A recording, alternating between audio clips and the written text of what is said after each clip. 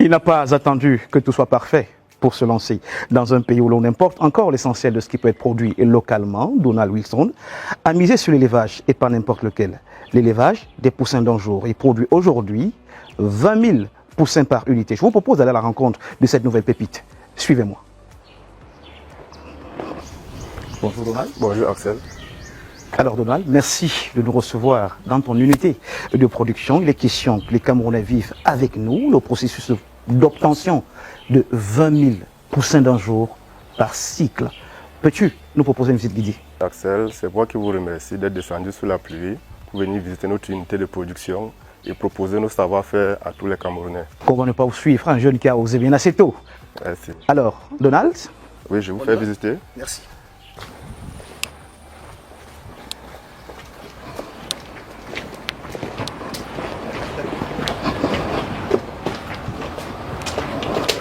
Ah d'accord.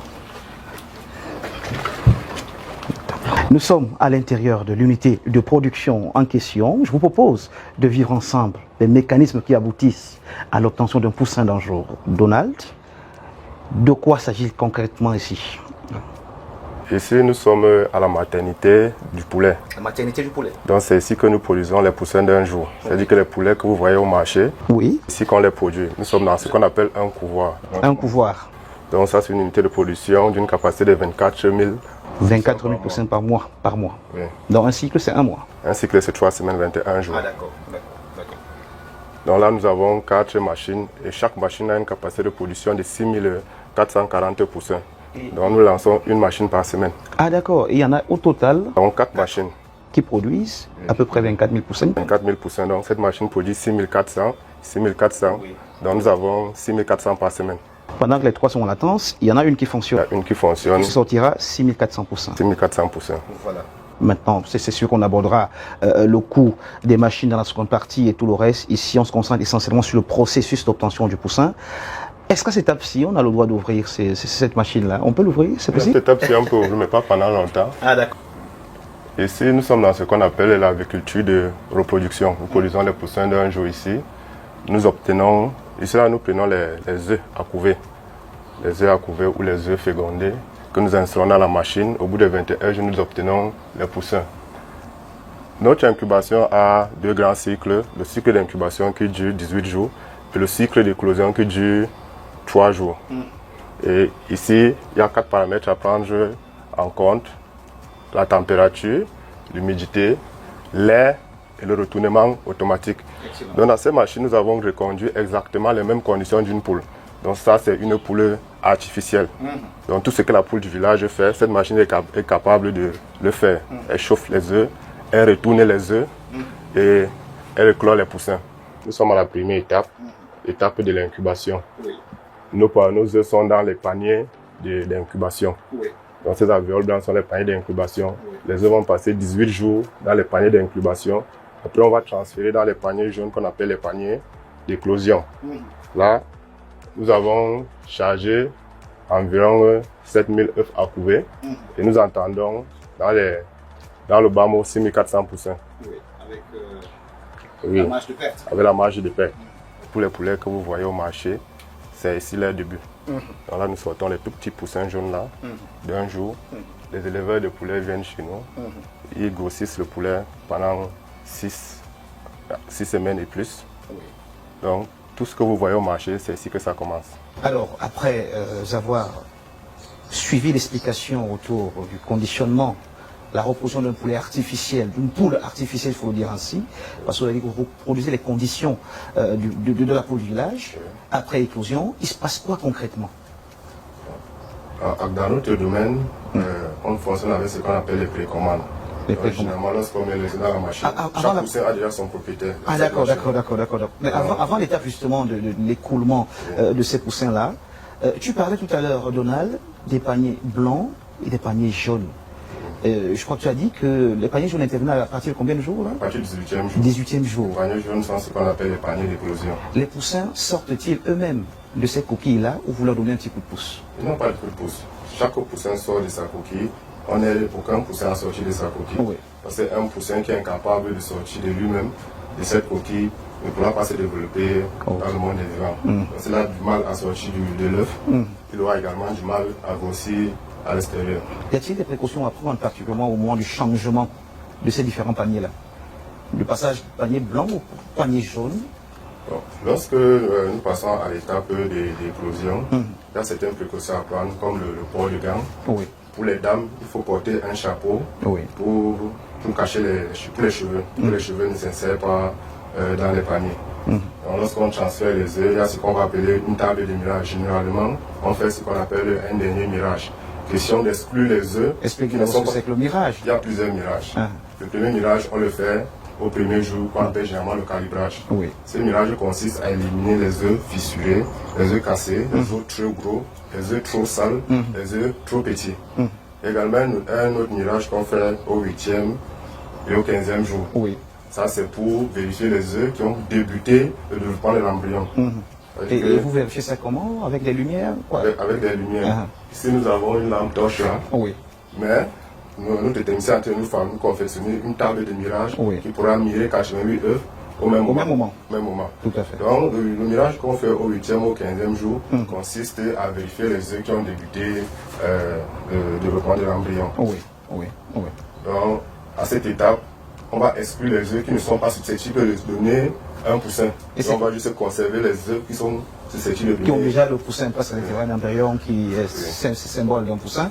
Et ceux qui justement n'ont pas développé de poussin, ça peut dire quoi? Ceux qui n'ont pas de l'embryon à l'intérieur, quelles peuvent en être les causes ou la cause? La première cause peut être du fait que l'œuf n'a pas été fécondé. Tout à fait. Donc, on a l'élevage des parentaux. Tout à fait. Chaque coq féconde 8 poules. Oui. Donc ça peut arriver que l'œuf n'a pas été fécondé. Même avec les êtres humains, ce n'est pas tous les rapports sexuels qui enceintent la femme. Qui enceintent la femme. Donc, ça peut arriver que l'œuf n'est pas fécondé. Oui. Deuxièmement, l'embryon peut mourir pendant le développement. Ok. Donc l'embryon peut mourir. Il peut également avoir des problèmes de température. Quand il fait trop chaud, ça a un impact sur les œufs. Oui. Il y a également l'humidité. Je vous ai dit qu'il y a Il faut 4 trouver tout à fait l'équilibre. à prendre en compte. Oui, tu peux la répéter tout à fait. Température, humidité et retournement. Il faut trouver le juste équilibre. Il faut trouver le juste équilibre. Si la température n'est pas bonne, ça a un impact sur les œufs. Oui. L'humidité n'est pas bien réglée, ça a un impact sur les œufs. Oui. Si le retournement n'est pas constant, ça a un impact sur les œufs. S'il n'y a pas de lait à l'intérieur de la machine, puisqu'il y a des petites fissures au niveau des coquilles. Oui. C'est par ces fissures que le poussin respire. S'il n'y a pas de lait dans la machine, également un impact dans l'œuf. Donc tout ça peut causer la mort de l'embryon ou du poussin à l'intérieur de l'œuf. Voilà. Et c'est ces œufs-là qu'on retire souvent entre le 8e et le 18e jour pour éviter de surcharger notre machine inutilement. Alors Jonas, je voudrais poser une autre question certainement pour finir cette première étape d'explication. Les œufs non fécondés, quelle est leur destination? Vous les perdez ou alors ils sont remis dans un circuit quelque part ailleurs? Généralement, les œufs qu'on retire au premier jour, cela on n'a pas encore mis dans la machine. Oui. On peut les revendre aux boulangeries. Oui. Vous voyez les gâteaux, les pâtisseries sont faits à base de 16 œufs. Parce que 16 œufs moussent plus que les œufs des pondeuses. Oui. Et comme le cycle de production est plus long, parce que pour commencer à pondre les œufs, ça peut faire généralement 9 mois.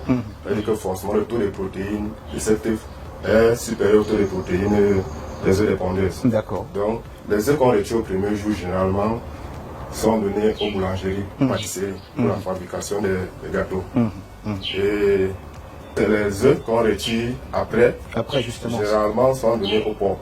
Ok. Donc le porc consomme. Surtout qu'on ne fait rien de perdu. Rien de perdu. C'est une musique cyclique, voilà. On fait l'effort de tout recycler, nos déchets. Mais ça n'a pas d'impact sur la santé du porc qui les consomme. Il n'y a pas d'éléments chimiques en plus qui s'y ajoutent qui pourraient nuire à la santé de ces porcs-là? Ici, nous, on ne met pas des éléments chimiques. Je vais donner les 4 conditions qu'on met en avant ici. Température, humidité, tout ce que j'ai eu à vous dire.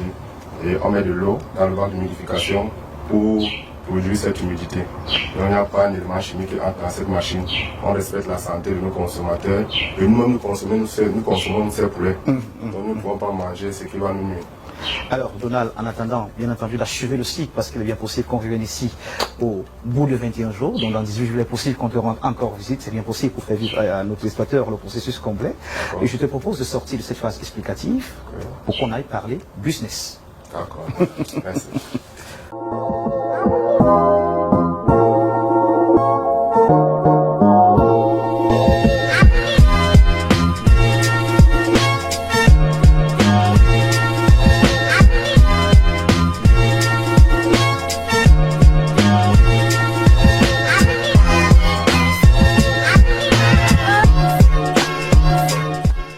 Après ces brillantes explications à l'unité de production de 20 000% et exactement 24 000% par cycle de production, un cycle étant de 21 jours, Donald nous propose aujourd'hui de nous parler du business derrière cette activité.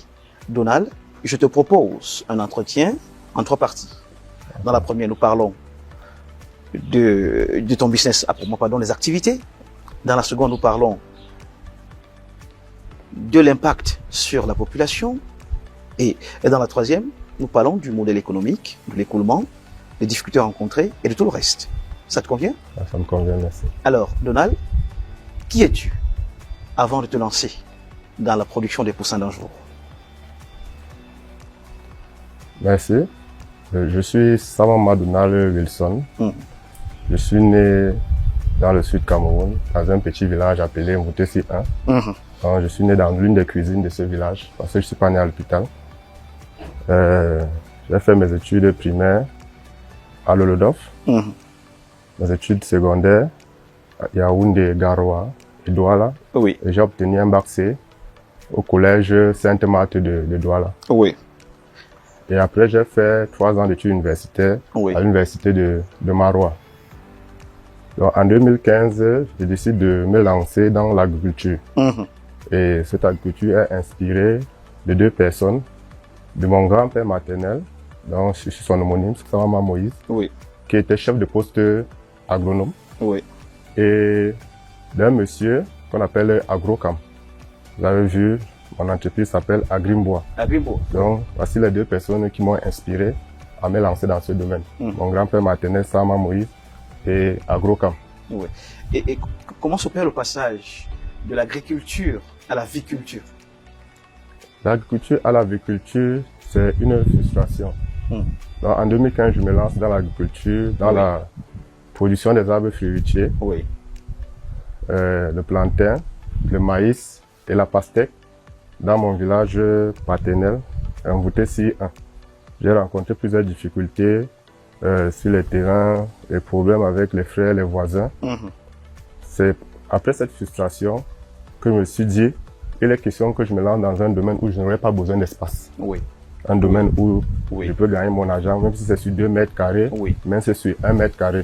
Je me suis rendu compte que l'agriculture n'a pas besoin de beaucoup d'espace. Donc je me suis lancé dans l'agriculture moderne, l'agriculture urbaine. C'est-à-dire, je voulais un truc où je n'avais pas besoin de beaucoup d'espace pour m'exprimer. Parce qu'au village, j'avais commencé mon agriculture, au bout de 3 ans, je me dis, tu as débordé. Je voulais un truc qu'on ne devait pas venir déranger parce que j'avais perdu énormément d'argent dans mes terrains et dans mes plantations. Donc c'est par frustration que je me retrouve dans l'agriculture. Et quelles ont été tes principales difficultés au lancement de cette activité? Au lancement, j'ai les difficultés que tous les jeunes ont. Et c'est même ça l'origine de mon entreprise. C'est la réponse à toutes les frustrations, toutes les difficultés que j'ai rencontrées dans mon domaine. Au départ, je vous dis, je n'ai pas fait une école d'agronomie. Ça, c'est mon premier problème que j'ai rencontré. Donc, j'ai perdu énormément d'argent parce que moi, je faisais ce qu'on appelle apprentissage par imprégnation. Là, on se comprend parfaitement bien, mais si on parle à présent de votre seconde phase, c'est-à-dire quand vous vous lancez dans l'agriculture, la production des poussins d'un jour, avez-vous connu des difficultés au début? J'ai rencontré plusieurs difficultés. Le problème d'information. C'est un domaine qui était très fermé. Donc, c'est l'information sur les pollutions. Si les poussins d'un jour, ça coupe par le... comment obtenir les œufs fécondés Oui. de bonne qualité, Oui. donc les intrants de bonne qualité, Oui. comment obtenir les œufs fécondés, comment obtenir les cartons, comment obtenir tous les intrants, tous les éléments qu'on utilise dans la production des poussins d'un jour. Donc, j'étais obligé de me greffer à un monsieur qui était déjà dans le domaine depuis plus de 3 ans. Donc, là, à l'époque, il m'a dit, c'est un domaine très sensible, donc tu vas acheter ton incubateur. Oui. Je vais pas te former sur mes machines. Oui. Parce que c'est à l'époque où on utilisait les œufs qu'on importait de Belgique, d'Espagne et de Turquie. Tout à fait. Et un œuf à l'époque coûtait 450 francs. Tout à fait. Il m'a dit, moi j'ai des machines où on charge les œufs de 3 millions, 4 millions. Je peux pas te permettre de venir tester de 4 millions. Donc tu vas acheter ton incubateur et tu vas charger les œufs. C'est comme ça, à l'époque, j'ai acheté un incubateur qui m'avait pris dans les 2 500 000. J'ai acheté un incubateur de 5000 œufs. Oui. Et j'ai commandé quelques cartons d'œufs. Oui. Parce que j'ai appris sur ma propre machine. Oui. Parce qu'on m'a pas donné l'opportunité de D'apprendre sur une autre. d'apprendre sur une autre. Donc, Donald, en commençant, se lance directement dans un cycle de Je me lançais production. directement dans un cycle de Avec le production. risque de tout perdre. Avec le risque de tout perdre. Et j'ai même tout perdu. Voilà la précision qui arrive à Problème d'information. Oui. Il y avait un problème d'accompagnement. Oui. C'était pas surtout financier, comme je vous ai dit. Oui, Il n'y avait oui. pas ce grand frère-là, c'est-à-dire cette personne-là qui me montrait comment ça se passe. Oui. Donc, j'ai découvert tout sur le terrain. Donc, je me suis lancé dans un brouillard. Oui. Je ne voyais pas plus d'un mètre. Donc, c'était step by step. Chaque difficulté, on cherchait à contourner et avancer. Oui. Oui. Jusqu'à aujourd'hui, où ces grands frères-là sont obligés de faire avec moi. Justement, je vais poser une autre question. Est-ce que Donald, au regard de toutes ces difficultés, forme d'autres jeunes aujourd'hui? C'est même pour ça que j'ai créé la société Agrimbois. Oui. Parce que moi, je suis de métier accouveur, donc producteur de poussins d'un jour. Mais à côté, j'ai créé ma société Agrimbois. C'est-à-dire pour donner une réponse à tous ces problèmes, toutes ces frustrations que j'ai eues. Oui. Donc une société qui accompagne les jeunes qui veulent se lancer dans les métiers de l'agriculture. Ça veut dire que c'est une société de prestation de services. Oui. C'est également comme un centre d'incubation. Donc dans le moyen terme, c'est de ça qu'il est question, créer un centre d'incubation équipé. Oui. Donc lorsque j'aurai un peu de moins, c'est ce que je vais faire pour accompagner ces jeunes qui n'ont pas toutes ces informations. Donc on donne les outils, on donne les informations, on encadre, on accompagne, on l'aide même à commercialiser ces produits. C'est tout ce qu'on n'a pas eu, qu'on essaie de donner à nos petits frères. Et l'information, comment est-ce qu'ils la reçoivent? Est-ce qu'elle est disponible sur Internet? Les sessions de formation, les appels à candidature? Comment ça se passe pour justement recruter les jeunes à former? Au début, je formais plus les aspirants et les entrepreneurs. C'est-à-dire, un monsieur vient me voir, il me dit banalement, j'ai 100 000, j'ai envie de me lancer dans l'agriculture. Oui. C'est ce que je faisais au début. Mais après, je me suis rendu compte que ça n'avait pas d'impact. Oui. Parce que un jeune peut ne pas avoir les moyens aujourd'hui et avoir les moyens un an plus tard. Tout à fait. Donc, c'est pour ça que nous avons créé la société Agrimbois où nous avons commencé par inciter les jeunes à s'intéresser au métier de l'agriculture à travers des vidéos qu'on a notre page YouTube, TikTok et Facebook où nous publions constamment des vidéos sur notre domaine pour inciter déjà les jeunes à s'intéresser au métier de l'agriculture. Tu peux donner le nom de la page, il n'y a pas de problème. La page c'est Agrimbois. Agrimbois, sur Facebook, Agrimbois. Sur TikTok, Agrimbois officiel. Oui. Et sur YouTube, Agrimbois Consulting. Voilà. Donc nous avons 3 pages Agrimbois où nous donnons quelques astuces. Oui. Et nous encourageons les jeunes à se lancer dans les métiers de l'agriculture et nous apportons un nouveau regard sur l'agriculture. L'agriculture, ce n'est plus le domaine des personnes qui ont raté leurs études. Oui. Moi, je vous ai dit, moi, j'ai fait 3 ans d'études universitaires. Donc, ce n'est pas un domaine où on entre parce que les études nous ont dépassés. Oui. Ce n'est pas un domaine où on entre parce que les autres domaines nous ont dépassés. Oui. C'est un domaine où on entre par passion, un domaine où on entre parce qu'on a quelque chose à apporter. Oui. Parce que le monde a besoin de chacun de nous. Oui. Le monde a besoin de nos énergies. Oui. Donc, c'est un domaine où on entre lorsqu'on a des choses à démontrer. Il y a un domaine où on entre pour gagner aussi un peu sa vie. Peut-être pas qu'un peu. Alors, Donald, je voudrais te poser une question à la suite de tes explications brillantes tout au long de la première phase. Est-ce que tu as les ambitions d'expansion? On connaît la capacité aujourd'hui, c'est-à-dire 6400 par incubateur, si je ne me trompe pas. Par semaine, oui. Par semaine. Dans cette unité-ci. Oui, dans cette unité-ci. Ah, il y en a d'autres? Il y en a d'autres unités. Ah, d'accord, ça c'est l'information qu'on n'avait peut-être pas. Ça c'est magnifique. Combien au total? On a d'autres unités, on a plusieurs autres unités. Donald, vous produisez, vous, en gris, Mboa, en moyenne combien de poussins par jour?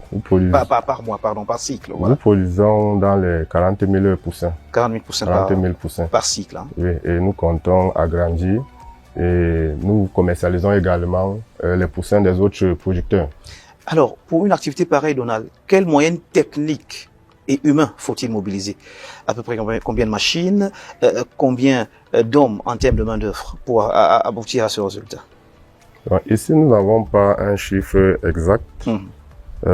Parce que je pense, par exemple, il y a l'un de mes clients qui a un côté de 100 000 mâts où j'ai installé sa petite unité. Oui. Elle a acheté un mini incubateur. Quelle capacité? 1024 œufs. Oui. Et donc, généralement, elle charge 3 cartons par mois. Et là, il faut juste l'incubateur. Oui. Il faut un compteur. Oui. Il faut un groupe électrogène. Oui. Il faut acheter les œufs, les cartons pour transporter les poussins et quelques matériels de désinfection, détergents et autres. Et là, vous lancez votre unité avec autour d'un million. Et là, l'unité avec environ 1 million. Voilà. Il est peut-être question d'expliquer le pourquoi du groupe électrogène. Je vous ai dit, l'incubateur reproduit les conditions d'une poule. Oui. Je vous ai parlé de température comme première condition à remplir. Donc, il faut produire une chaleur constante au niveau des œufs et toutes les parties de l'œuf doivent être exposées à la même température. À la même température. Ça c'est clair, on l'a compris. Maintenant, pour ceux qui n'ont pas les inverseurs automatiques. Et maintenant, quand l'électricité, le courant des néos s'en va, le temps que prenne normalement le groupe électrogène, est-ce qu'il y a risque de perdre tous ces poussins? Déjà, quand j'installe une unité, je conseille à mes producteurs de prévoir minimum 2 sources. Oui. C'est-à-dire que vous avez d'abord la source des néos. D'abord, oui. Un groupe électrogène pour ceux qui ont plus de moyens, du solaire. Ils installent du solaire. Ok. Parce que les questions dès que l'on coupe l'électricité, on relance automatiquement. En combien de temps ça peut devenir fatal? Au bout de 2 heures par jour. D'accord. Au bout de 2 heures par jour. Donc, si il y a une coupe de 2 heures tous les jours, ça peut devenir fatal. Y a-t-il des normes à respecter dans les unités de production? Dans les unités de production, il faut respecter les conditions d'hygiène. Donc, votre unité doit être très hygiénique. Oui. C'est pour ça que dans l'unité de production, nous n'acceptons pas les éleveurs. Oui. Parce que les éleveurs, ils sortent, ils viennent de leurs unités de production, de poulet. Oui. On n'accepte pas ceux qui viennent de Provendie, ni ceux qui sont entrés dans les marchés. Donc, il faut l'hygiène est très crucial. Il faut beaucoup d'hygiène dans notre unité de production. Il faut désinfecter les pieds avant d'entrer dans notre unité de production. Il faut même carrément changer les chaussures, changer même les vêtements. Donc, il faut respecter les normes sanitaires pour entrer dans notre unité de production. Parce qu'il suffit d'un seul microbe pour infecter 24 000 poussins. Vous pouvez imaginer les dégâts. Donc, c'est très sensible. Oui. Nous n'acceptons pas tout le monde dans notre unité de production. Oui. Là, vous avez vu, il y a une grille. Oui. Donc, on baisse. Oui. Tout le monde n'a pas accès à cette unité de production. Oui. Et maintenant, dans une unité de production, il faut le technicien. Parce qu'à chaque cycle, il faut venir revérifier si tous les paramètres sont bons. Oui. Il faut la couveuse. Oui. Et il faut le commercial. Oui, justement, on en parle dans quelques secondes. Oui. Voilà, parlons à présent de l'impact et de la vision.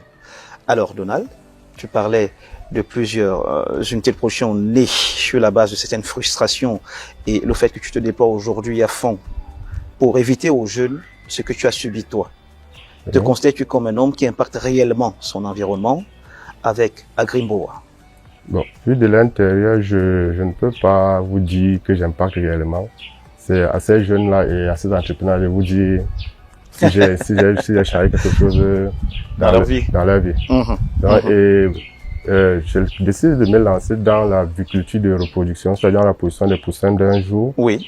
Pour répondre aussi à un autre problème. Oui. Ceux qui étaient déjà sur le marché étaient là pour satisfaire les moyens et les gros producteurs. Oui. Ceux qui passaient les commandes de 100 poussins étaient souvent livrés après 4 mois. Oui. Ceux qui ont fait l'élevage dans les années 2015 en descendant peuvent vous dire, parfois tu passes une commande, on te livre après 4 mois. Lorsque tu venais revendiquer, on te dit si tu veux, on te rembourse ton argent. D'accord. Donc il n'y avait pas ce respect là pour les petits producteurs. Mais pour vous, c'est un petit producteur, mais c'est un monsieur qui a mobilisé, qui s'est endetté pour avoir ces 100 000. Oh, c'est 100 000. Il faut respecter l'effort de tout un chacun. Donc, c'est pour ça que nous avons lancé ces unités de production pour satisfaire ce qu'on appelle les petits producteurs. Oui. Pour moi, je les appelle les grands producteurs en devenir. Oui, oui. Ouais, tu fais le pari de l'avenir, hein. Bien Donc, sûr. voilà. À combien vends-tu un poussin? Le poussin varie généralement en fonction des périodes. Oui. Parce que il y a les périodes où il y a assez de poussins sur le marché, ils sont obligés de casser. Et il y a aussi les coûts. Donc les coûts de production, les coûts de transport. La moyenne, c'est combien? Qui s'ajoute. La moyenne, c'est 500 francs. 500 francs, c'est le poussin. 500 francs la moyenne. Alors, ça me permet de parler de cette question que tu évoquais il y a quelque temps, l'aspect commercial. Comment se constitue le cycle d'écoulement de ces poussins-là? Déjà, les poussins sont des êtres vivants. Ça veut dire lorsque le poussin commence à sortir de l'œuf, on peut demander au poussin de rentrer dans l'œuf. Oui. Donc, par mesure de précaution, Oui. nous prenons les commandes Bien avant l'éclosion. Oui. Ça veut dire que nous arrangeons à avoir 80% de commandes avant l'éclosion. Oui. Ça veut dire qu'il y a des clients qui viennent passer les commandes 3 semaines avant l'éclosion. Parfois, dès qu'on commande même les œufs avant que les œufs entrent dans la machine, on a les premières commandes. Il y a des clients, par mesure de précaution, qui passent les commandes sur 3 cycles. D'accord. Ils disent chaque fois que tu sors le poussin, garde-moi 1000 poussins, Oui. garde-moi 500 poussins. Oui. Parce que lorsque les poussins sortent, ils ne peuvent plus revenir, vous êtes obligé de les mettre dans votre ferme. Et si vous avez une unité de production de 20 000 poussins, c'est 20 000 poussins que vous allez mettre dans votre ferme chaque mois. Et s'il faut par exemple estimer l'élevage d'un poulet adulte à 3 000 francs, ça fait 3 000 francs par 20 000 chaque mois. C'est énorme. Donc, il faut prévoir, il faut communiquer. Et c'est pour ça que je communique généralement sur les réseaux sociaux pour vulgariser, pour inciter les gens à entrer dans le domaine pour ne pas avoir ces problèmes d'écoulement. As-tu l'impression que ça marche, bien sûr, cette vulgarisation? Cette vulgarisation marche. Donc déjà, je vous ai parlé de mes 3 pages, Facebook, TikTok et YouTube. Oui. Et nous assistons également à des salons de l'agriculture, où nous échangeons avec des partenaires du domaine. Récemment, j'étais au SAGO, salon de l'action gouvernementale. Nous avons pris un stand au SAGO, où nous avons communiqué avec les populations. Il y a ceux qui voyaient l'incubateur pour la première fois de leur vie. Tout à fait. Je me souviens de votre stand au passage, je crois que je l'ai vu moi aussi. Il y a ceux qui voyaient les poissons, les lapins, pour la première fois de leur vie, même les annétons. Et très prochainement, nous serons également au festival de la banane plantain. Donc nous ne ratons pas une occasion pour communiquer sur votre activité. Sur notre activité. Alors, Donald, que réponds-tu à ceux qui doutent encore du potentiel de la culture de ces poussins d'un jour? Je peux reformuler la question.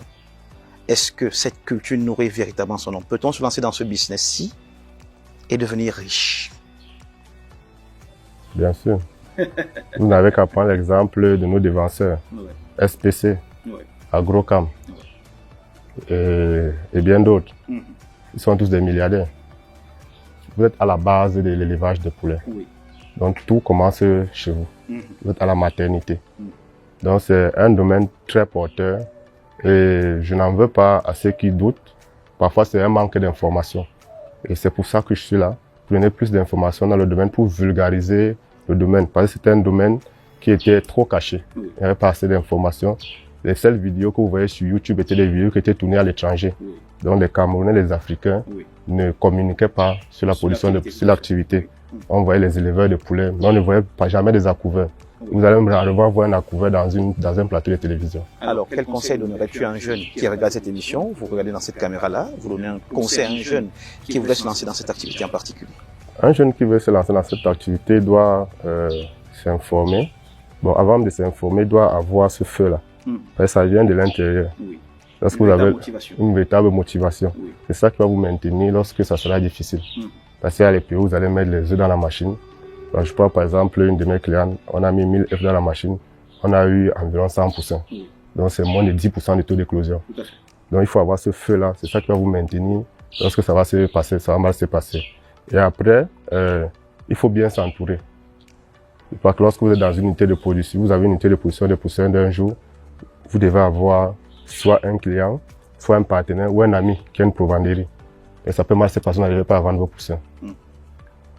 Donc vous devez être bien entouré, vous devez avoir des amis qui ont des pourvenderies, vous devez avoir des équipes de commerce, des équipes pour commercialiser vos poussins.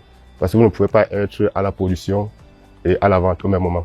Donc pour conclure, pour ne pas être trop long, il faut bien s'entourer, il faut s'informer, il faut participer au salon, au festival, aux foires, pour être en contact avec d'autres personnes.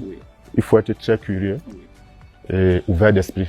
Voilà, Donald, dernière question. Où te vois-tu dans 5 ans? Dans 5 ans, comme je vous disais, je me vois avec une école équipée pour former mes jeunes frères dans le métier de l'agriculture de reproduction.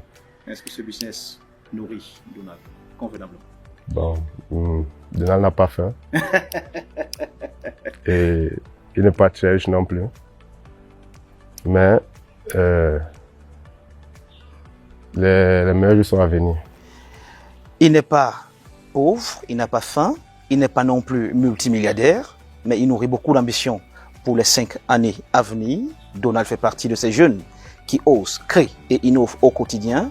Servez-vous de son parcours innovant, son parcours audacieux, et vous, lancez-vous dans une affaire, peut-être celle-ci ou une autre. Donald, qu'il vous serve d'exemple. Donnons-nous rendez-vous dans une autre production de Pépites. Celle-ci arrive à son terme. Au revoir.